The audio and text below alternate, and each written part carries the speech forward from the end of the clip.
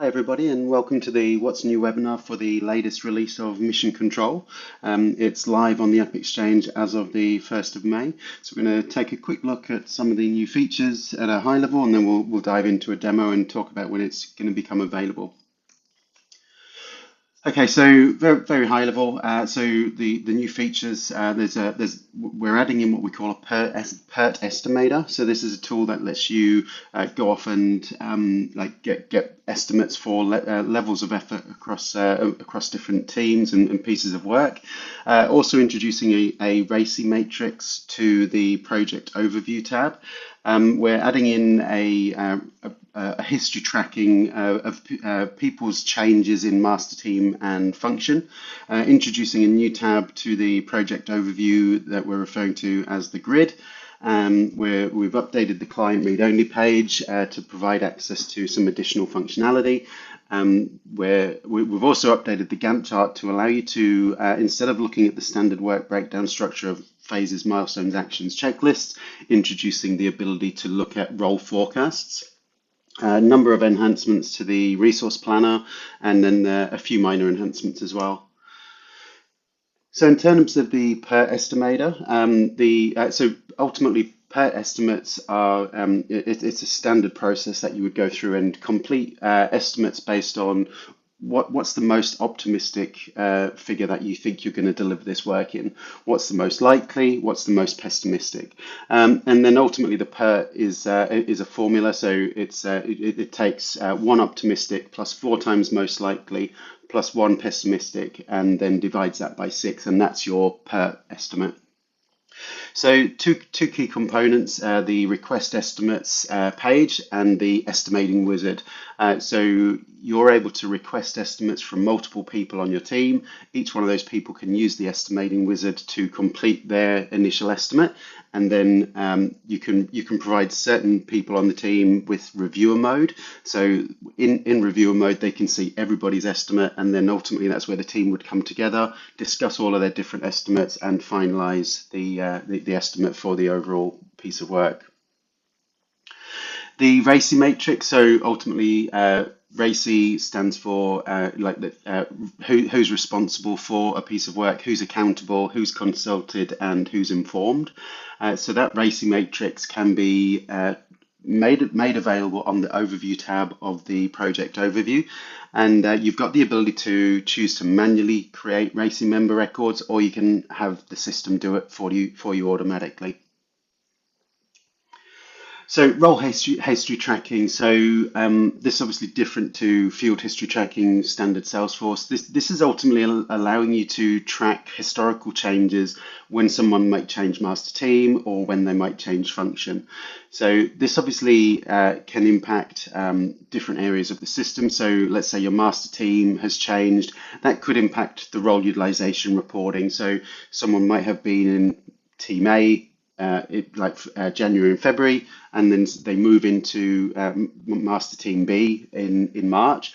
Now, if you're looking over that first quarter, you'd actually be looking at you'd be potentially be counting that person's capacity into figures that when they weren't actually a team member. So by putting in the role history tracking, you can keep a track of that and make sure you're looking at accurate reporting. Similar to that, the function impacts the financials that are used when you're using the rate card method. So you might have been involved in a project as a project manager, then you might have moved into a consultant role. So you might have 2 different pieces of work on the same project, and those financials can obviously pick up the appropriate rate based on that function history. So the project grid, so this is a new tab on the project overview. You can see on the right there, it gives you a tabular grid style view, very interactive. You can choose as to whether you're looking at actions and checklists, or just checklists. You've got the ability to dynamically group the data by certain field parameters. You've got control over the sorting, and you can do inline editing as well. So the client read-only page, a few different changes here, some minor ones. The main one is adding in the project health checks tab. So you've got the ability to share those project health checks with your customer.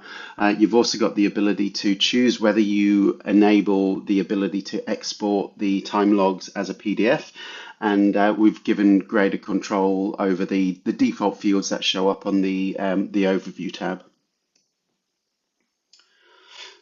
So role forecast, this is obviously a fairly big one for people that are using role forecasts within Mission Control. It gives you the ability to use the Gantt chart to do mass rescheduling of those role forecasts. So the Gantt chart can, like by default, will show the work breakdown structure, so phases, milestones, actions, checklist items. Now you've got two options now. When you enable this feature, which is done via the control pad, you'll see a toggle button, a pick list button that gives you the ability to choose whether you're going to look at actions or role forecasts. So actions, we're obviously referring to the work breakdown structure. Role forecasts, obviously you're going to be looking at just the role forecasts relating to those projects or opportunities. Number of, I guess, minor enhancements to the resource planner, but ultimately, hopefully giving you more control over how you might use it. So there's two new group by options. So instead of just looking at everybody alphabetically by their name, you can group them by their master team or by their function.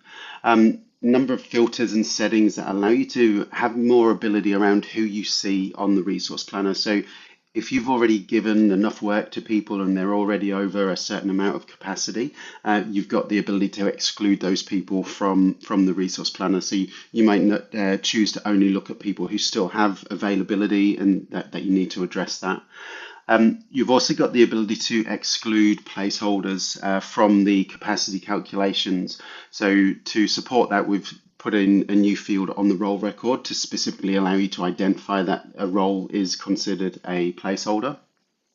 And then we've also just given some additional visibility around what you're looking at within each period. So for each column that's showing resource allocation, you can choose to just look at hours, just look at percentage, or look at both.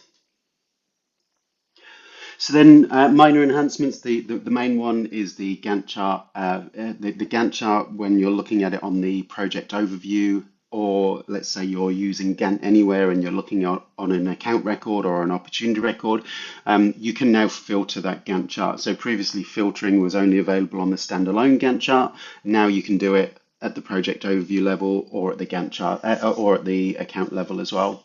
Role utilization report, we've basically made those, we've enhanced them to where you can actually preset them, so you can save your filters now, whereas you used to have to add them every single time.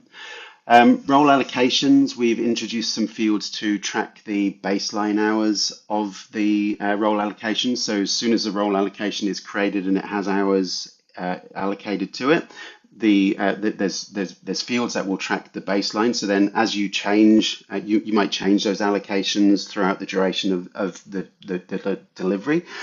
So you'll be able to compare the scheduled and the actuals against the original baseline.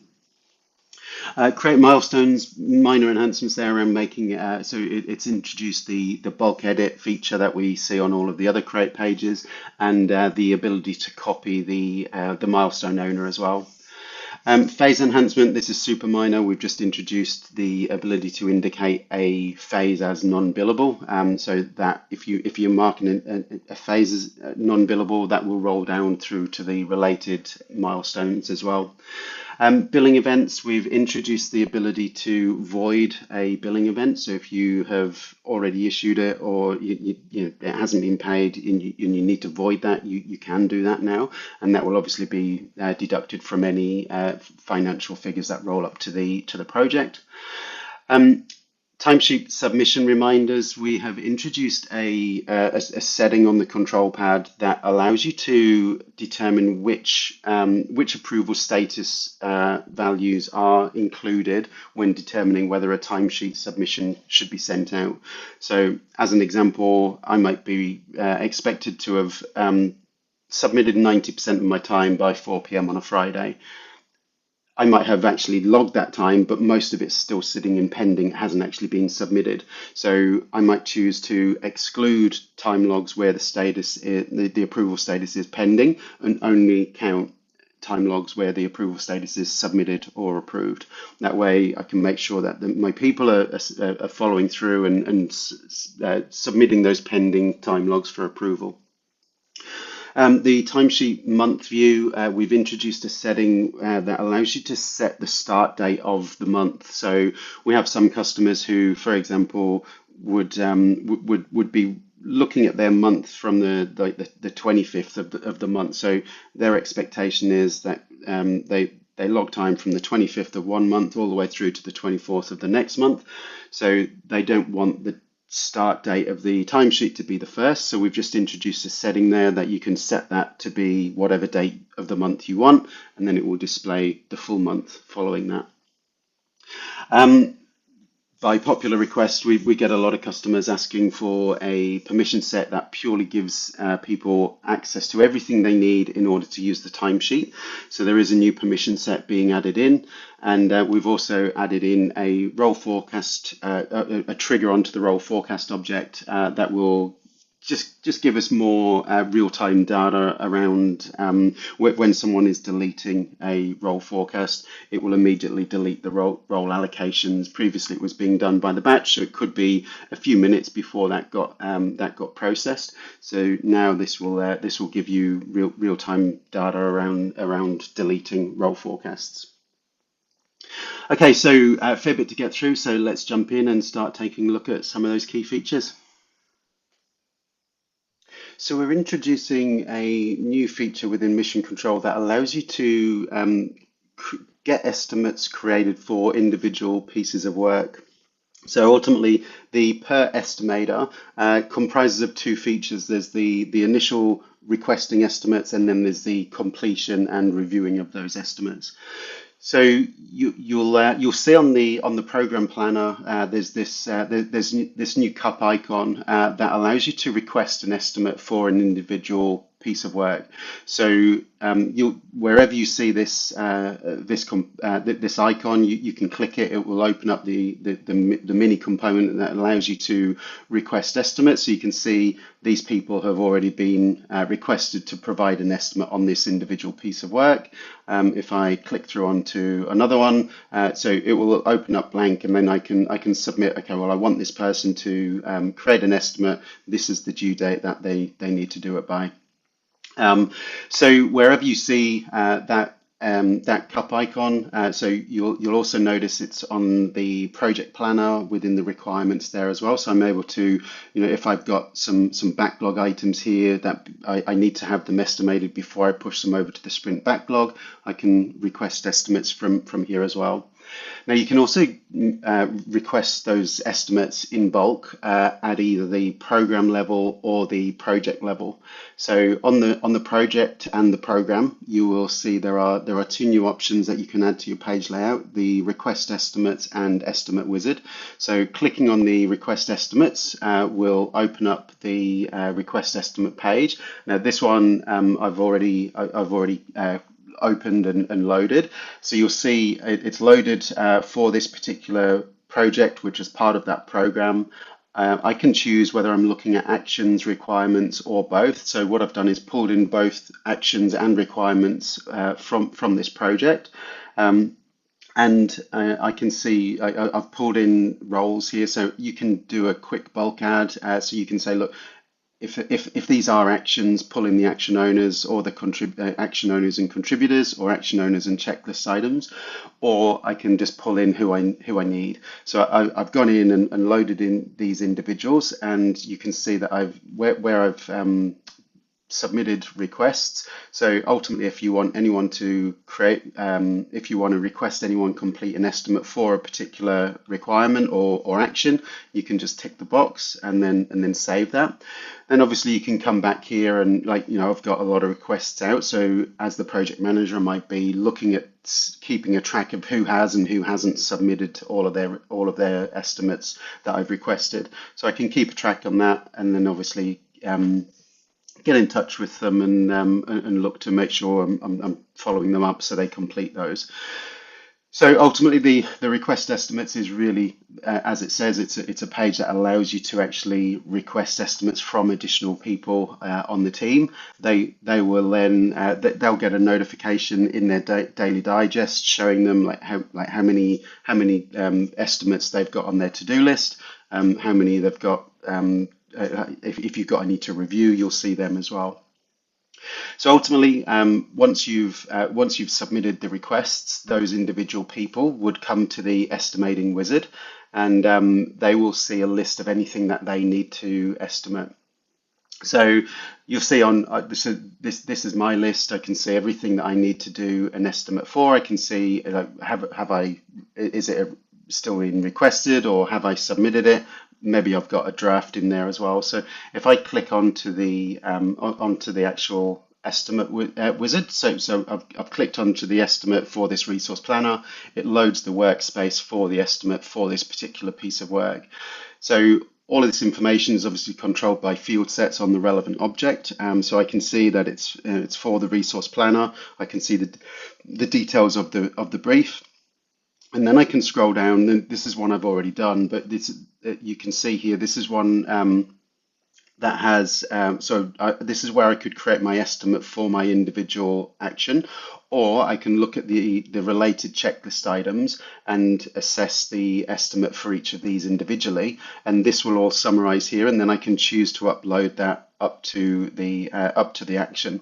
So what I've done in this instance is reviewed all of the individual checklists, put in my estimates, and my optimistic estimate is 50 hours, most likely is 80, and then pessimistic is 100. So as I mentioned earlier, the formula for the PERT estimate is 1 optimistic, 4 most likely, 1 pessimistic, and then you divide. So you add all of those together and you divide them by 6, and then you get your PERT estimate. So you'll see I've completed the estimates for all 3 checklist items. I then see that summary there, so then I can click on this upload, and then that will transfer those estimates up to my action. Or I can just review these and put my figures in directly here. So for example, if I click on this one, you'll see this has no checklists or user stories related to it, so I can just enter the hours directly here. So so as an example, I'll just do that. I'll say this is going to be 50, this might be 80, and that might be 120. I can put in notes to explain what my thought process was. Now I can save this as draft. So while it's in draft, I'm able to come back and modify this. As soon as I submit that, you'll see that the fields become disabled. So I've submitted that. So now I can't make any changes to this. If I do want to make a change, I have to recall it to bring it back out of submitted into draft, and then I can make the changes and then resubmit.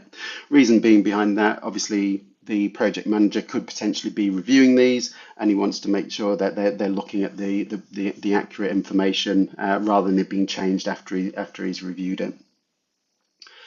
So ultimately, I'm one of many people that might be creating an estimate for this action. So I've gone through my process, my co-workers have gone through their process, and then what we want to do is come together and look at everybody's estimate. So I can only see my own at the moment. You do have the ability to toggle on to reviewer mode. Now, not every single person sees this. You can control who gets to see it, and that is on their role record. So on the role record, there are 2 fields. So does the person have the ability to view reviewer mode? And if they do, can they see all records or just the records that they're responsible for? So I've got it set it pretty open to where I can see all records. So I'm going to jump back onto my estimate wizard and just turn on reviewer mode. So you'll notice the left-hand side changes. So now I'm not seeing the status of my estimate. I'm now looking at the summary of where we're at with everyone. So I can see I've got 4 of my 5 estimates in on this resource planner. So I'm gonna click onto that. And again, I get my workspace, but now what I have is a summary of everyone's estimates. So I can see the individual people, I can see all of their individual optimistic, most likely, and pessimistic, and then obviously their calculated PERTs. So I can see Alana hasn't done anything here, so I'm actually just going to exclude Alana's from there. Mick is a junior developer, so we're getting him to go through the process of estimating, but he's not quite got the experience to be factored in. So what we're going to do is actually just exclude his as well. So ultimately I can choose which estimates I want to use in order to get my final estimates up here. So we can obviously talk as a team and discuss how we arrived at those estimates, and then ultimately arrive at the final estimate that gets added to the to the action. So I've got my so we might have like a minimum, the average, and the maximum. So we talk as a team and we agree that we're going to be saying that the PERT estimate is 235 hours. Now 200 of that is going to be billable and 35 is going to be non-billable. So when I save that, that will take that information up to the action. And as a result of that action now having a value in the PERT estimate, it will end up disappearing off my to-do list. So I no longer need to review that one. So that PERT estimate is all done. So ultimately, just to recap, you've got you go and do the initial create the estimate requests. So you're asking other people to estimate the level of effort required. They carry out their estimate, and then someone will be responsible for reviewing that and committing that to the hours scheduled on the piece of work.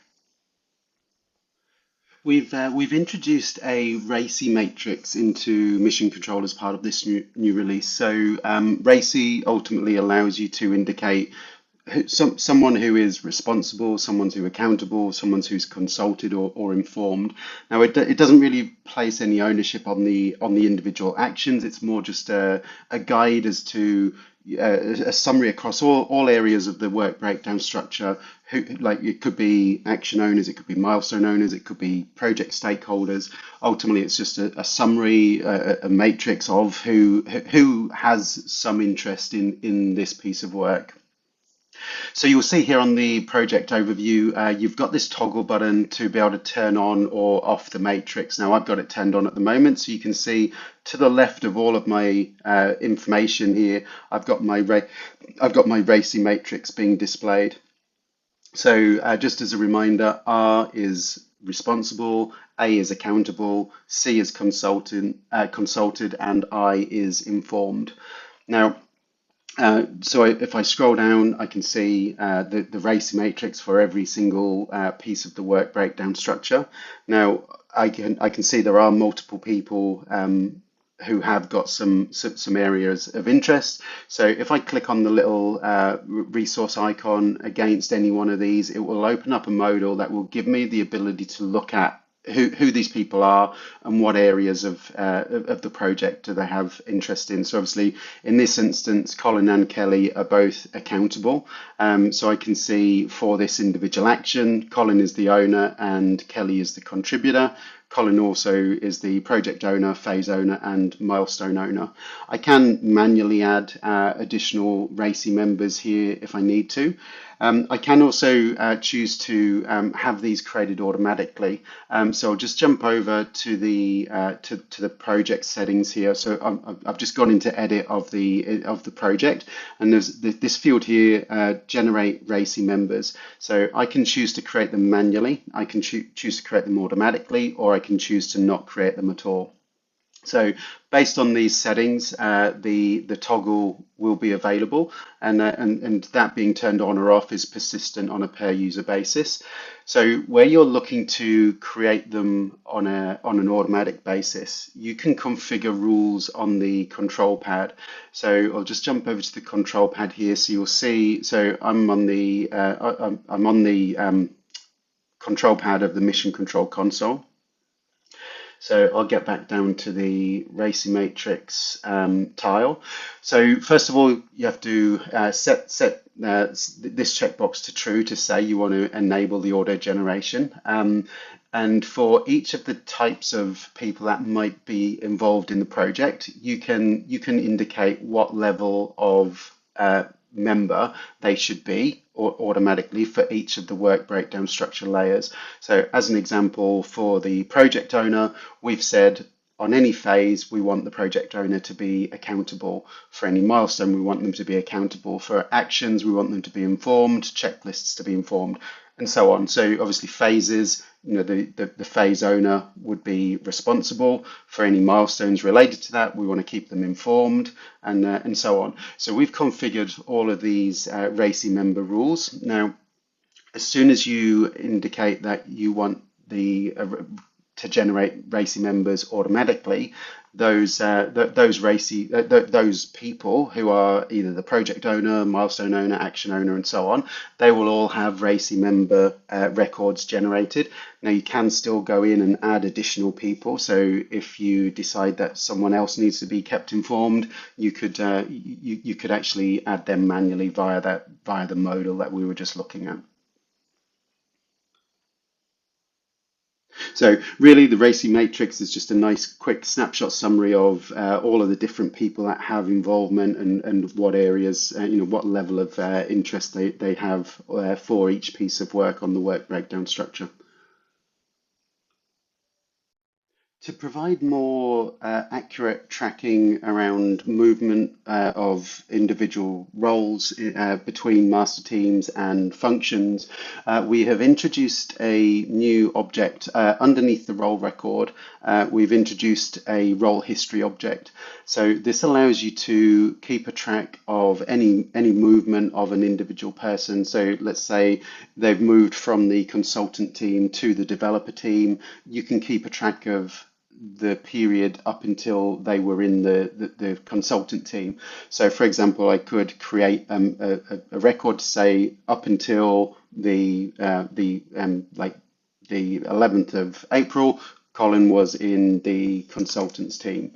So that would be used to identify which master team he should be associated with when we're looking back at historical figures on the role utilization report.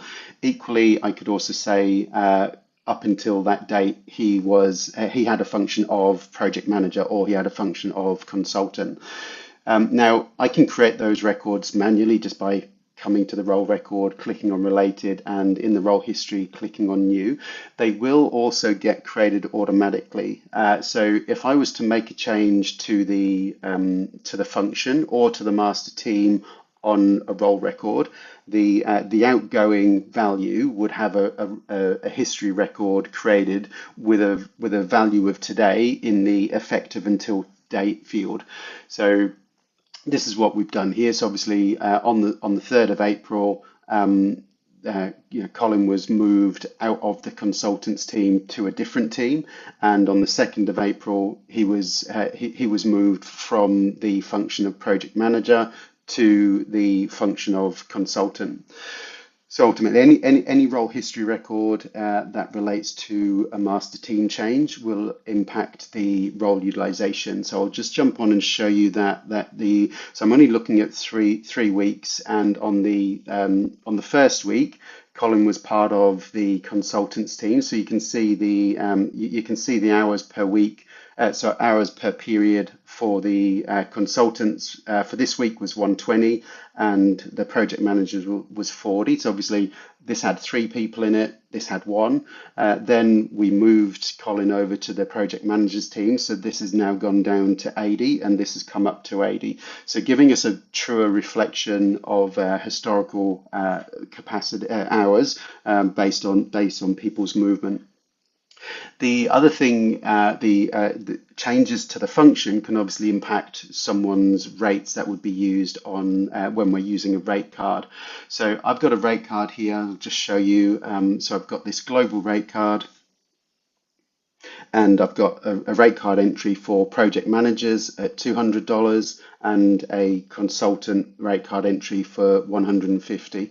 So just to go back and remind us, so on the 2nd of April, up until the 2nd of April, Colin had a function of project manager, and now he has a function of consultant. So on this project, we are using the global rate card. So we're using the global rate card for both billing rate and cost rate. And I'll just go into this action here to show you. So on the design wireframes, Colin has logged 2 separate 1-hour time entries. So we'll take a quick look at those. So on the 2nd of April, he logged 1 hour, and on the 3rd of April, he logged 1 hour. Now, if we take a look at those individual entries, so this is the one for the 2nd of April. And if we scroll down, we'll see that this was calculated at 200 because on the 2nd of April, Colin had a function of project manager. And if we jump over to the other one, so this is the one on the 3rd of April. So if we take a look at the rate card there, it's calculated at 150, and that's because he's obviously moved over to the function of consultant. So giving you more accurate financial tracking based on people might be changing function midway through a project. Okay, really cool new feature has been added to the project overview component. So we're referring to this as the project grid. So you'll see here on the on this project overview, I'm on the grid tab. And this gives me access to, I can choose the data source, I can look at actions, I can look at checklists, or I can look at both. So I'm just focusing on actions for now. You can see we've got access to all of the key functions like the resource assignment wizard, log time, ability to get to the checklist item manager, managing issues, splitting an action, editing or deleting. A few other things to make you familiar with here. So each one of these fields, the entire grid can be controlled via a field set on the action object and the checklist item object. Each column, you've got a quick filter. So if I'm just looking for anything to do with Kelly, I can filter that down and just search for his records. The status field will be displayed in a different color depending on the settings on the control pad. So I'll just jump over to the control pad to show you. In the custom settings tile, you can specify values, hex colors for each status value. Now this does impact other areas like the Gantt chart as well. But obviously, if you put those values in there, then the cell will be displayed in that color. The priority is going to be red, amber, green based on being high, medium, or low. So some of the cool things that you can do here is so you can drag individual columns to be to have the information grouped. So for example, let's say I want to group this by individual action owner. So I'm just going to drag that up there, and then that's going to create a grouping for each individual person that's responsible for work. So you can drag up to 3 different values. So I could say actually also want to group it by milestone and then by status, for example, or priority. So very quickly able to get down to key information, very flexible around how you structure that data. All of this will be persistently remembered as well. So I've also got the ability so there's a standard sorting. It's the same as the overview tab of the project overview. However, if I do want to sort this by my own custom settings, I can click on the arrows here. So for example, let's say I want to sort it by person first of all. And then I might want to sort it by status. So if I hold down the shift key and click that, you'll see you're now sorting by 2 individual values. And then maybe I want to sort by hours scheduled as well. So you've got the ability to apply up to 3 custom sort values. And again, they will be persistently remembered. If I want to clear those, I can just clear them off there. Now, you've also got the ability to edit the records. So providing it's not a formula field or a roll-up summary field, you can click into any of these fields and modify the values. So for example, I'm just going to click into this one and change that to medium. And you'll see, because I've got auto save switched on, as soon as I click out of that record, the change has been saved successfully. Now, if you're not wanting that to automatically save, you can toggle that on, so or off. So if I go into settings, you'll see on a per user basis, there's just a setting there to control whether the autosave is enabled or not.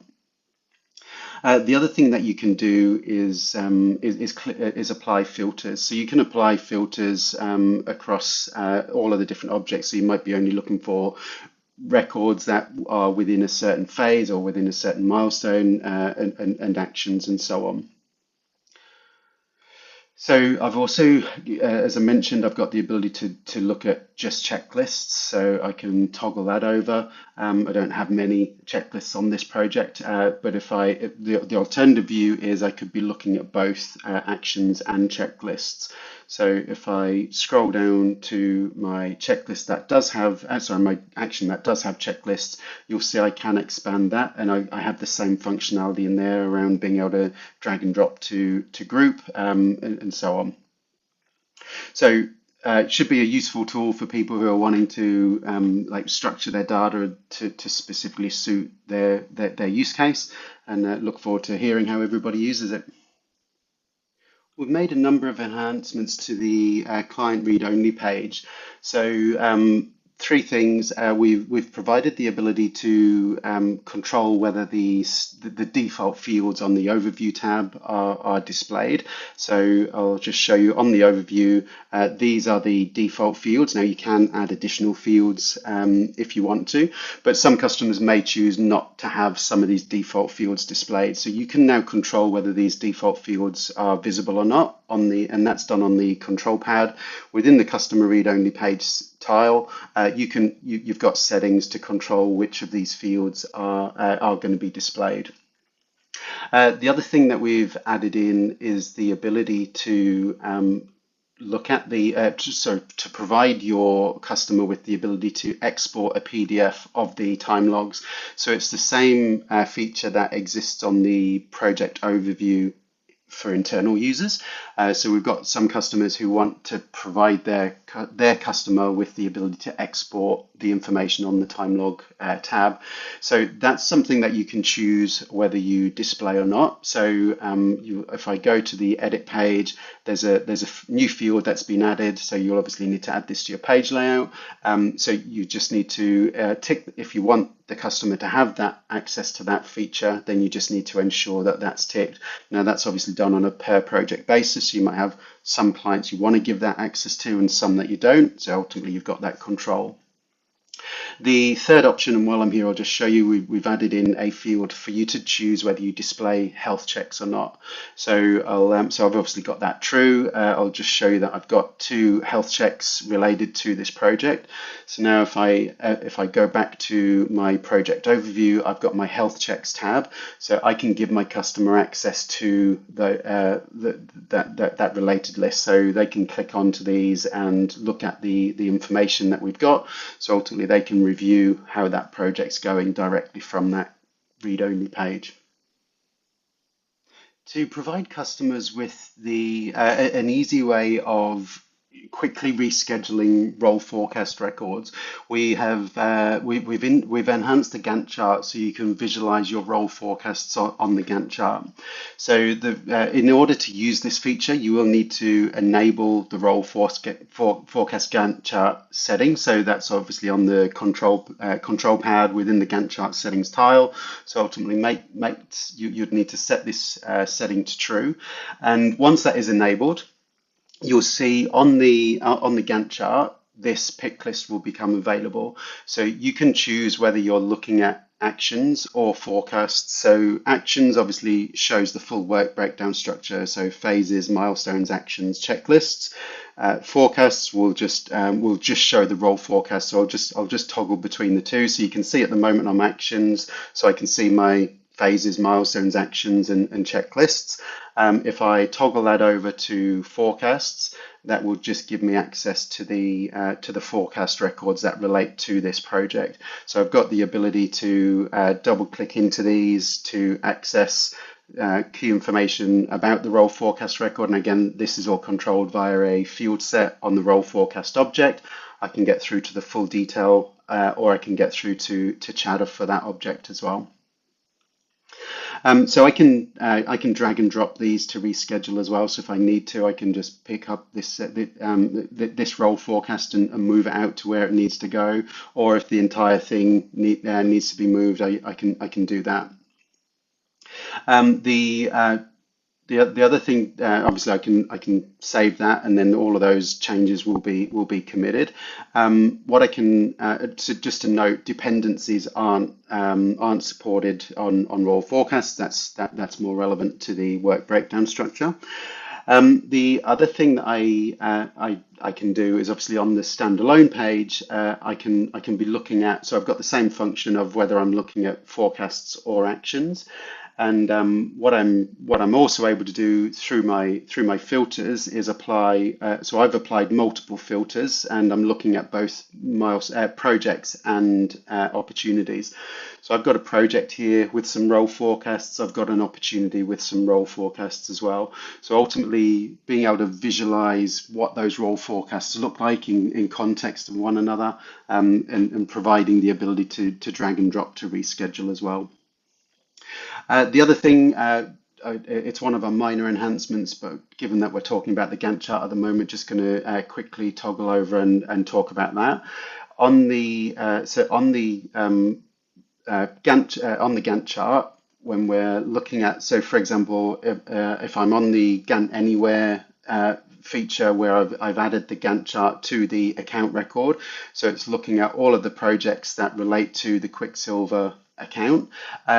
Previously, the filters were only available on the standalone Gantt chart. They're now available on the project overview version of the Gantt chart and the Gantt Anywhere version of the Gantt chart. So obviously in this instance, I'm on an account record, and I can apply so my filters that I have in my filters here would apply. So I could turn around and say, look, I'm interested in only seeing actions like that are still in progress, so planned, in progress, on hold. So don't show me anything that's complete or cancelled.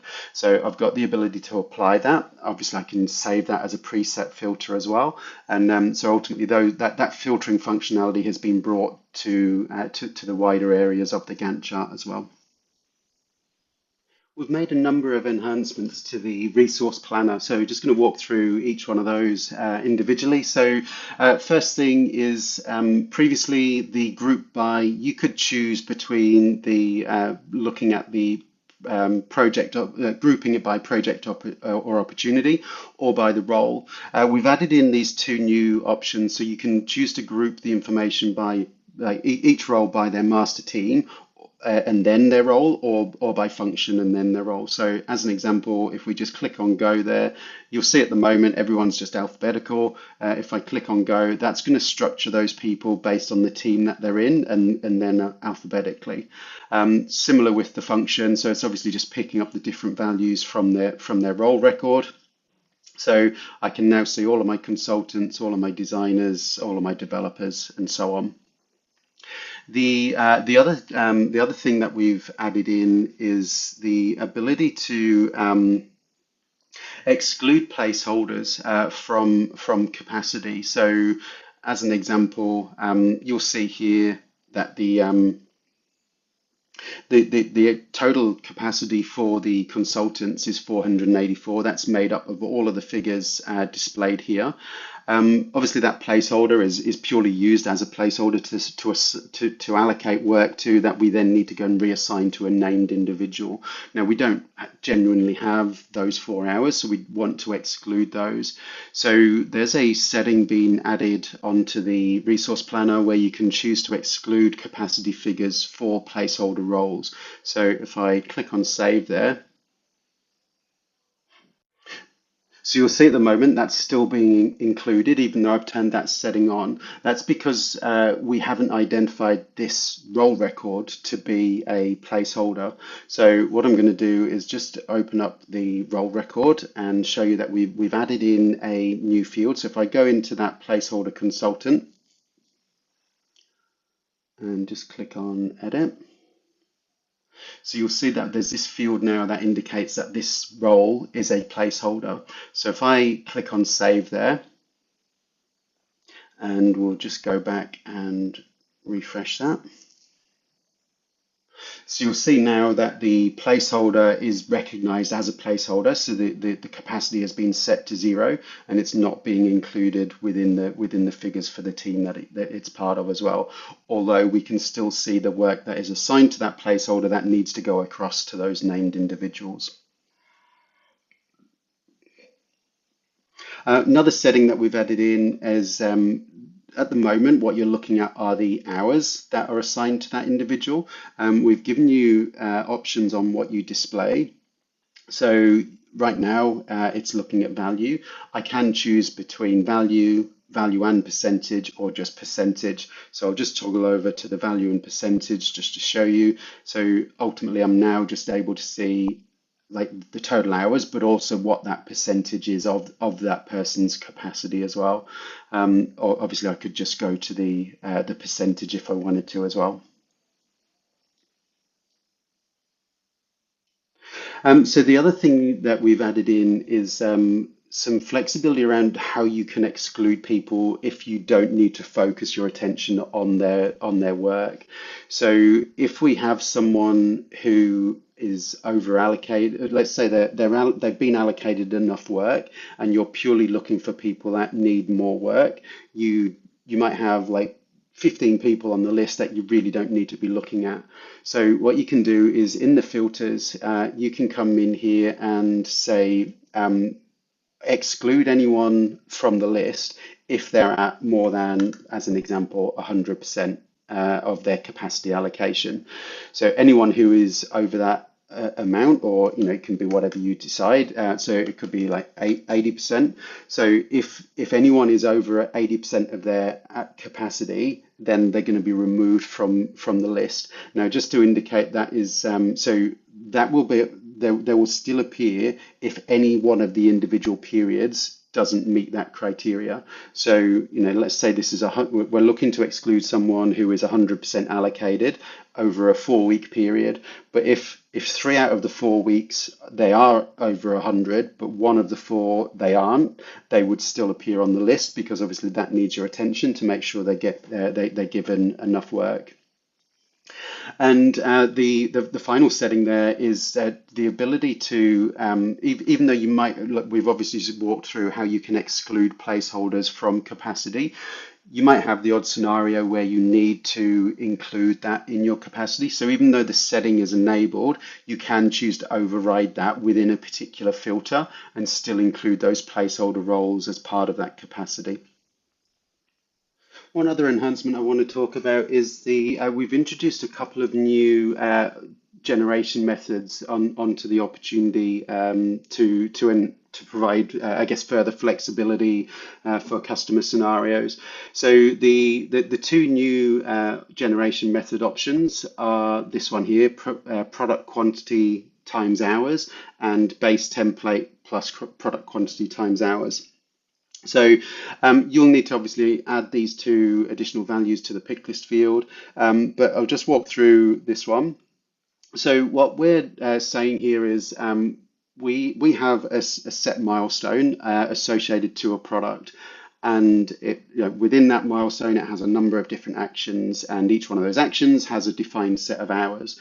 When we use the generation method product quantity times hours, what it will do is multiply. So it will only create one instance of the milestone and all of the actions, but it will multiply the level of effort by the quantity of this product sold. So in this example, we're writing blog content for this customer, and we're selling blog articles. Now you'll see here we've chosen to set we've given them a quote for 10 articles. So we're using this blog article product. So we'll just jump through to say on the blog article product, we are using this blog content milestone. So if we take a look at that milestone on our template, so the blog content milestone has a number of different actions. So initial brief, content plan, draft content, and we've gone through and associated all of the different hours. So for one article, we're saying it's going to take us 5 hours, and it's spread across all of these different actions. So what we're going to do is come back and generate this project now. So I'm going to set that to generate.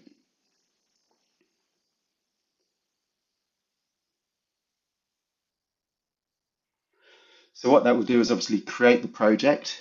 So we'll just wait for that to be generated. So we can see that that's been generated now. And if I click through into that, so as I say, what it's done is only created one instance of the milestone with all of the actions. But what it's done is multiplied the hours by the quantity of articles. So obviously, we said for one article it was 5 hours. We've sold 10, so it's multiplied all of these individual actions by the level of effort required to deliver all 10 articles. So we've now got a total level of effort for this project to be 50 hours. Okay, that's all the key features. So hope you are excited as we are. There's some pretty cool functionality in there that are going to help a lot of different customers in a lot of different scenarios. So let's talk about when it's going to be available. So as I mentioned at the start, so obviously it's live on the App Exchange as of today, 1st of May. We will be upgrading all Sandbox automatically on the 16th of May, and on the 30th of May we'll be automatically upgrading all production orgs. Obviously, anytime before that, you can go to the App Exchange, click the Get It Now button, and upgrade manually. Appreciate your time. Thank you very much. As always, we hope you like what you see in this release, and if you have any new feature requests that you would like to see in a future release, please reach out to the team. We're always happy to talk to you. Thanks and have a great day.